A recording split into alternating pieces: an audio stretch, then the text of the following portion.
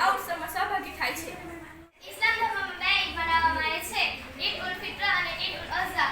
ઈદ ઉલ ફિત્ર એ રમઝાન ઈદ તરીકે ઓળખવામાં આવે છે. પવિત્ર રમઝાન માસના રોઝા ઉપવાસ પૂરા થયા પછી મુસ્લિમો એક સાથે સમૂહમાં નમાઝ પઢે છે. નમાઝ બાદ તેઓ એકબીજાને ઈદની મુબારકબાદી આપે છે.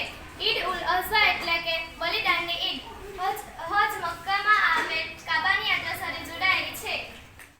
બનારસમાં ઉજવાતી હોળી રઢમાર હોળી તરીકે જાણીતી છે. બરસાના એ રાધાજીનું જન્મસ્થાન છે. અહીં નાટ ગામના પુરુષો બરસાનાની સ્ત્રીઓ સાથે હોળી રમે છે.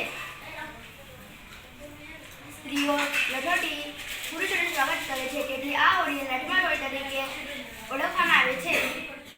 હજરત મોહમ્મદ પૈગંબર સાહેબના લોહીના શહીદીની યાદમાં મુસ્લિમો મહોરમને શોક દિવસ તરીકે ઉજવે છે. આ દિવસે તાજિયા કાઢવામાં આવે છે. મુસ્લિમો કાળા રંગના કપડાં પહેરી શોક પ્રદર્શિત કરે છે.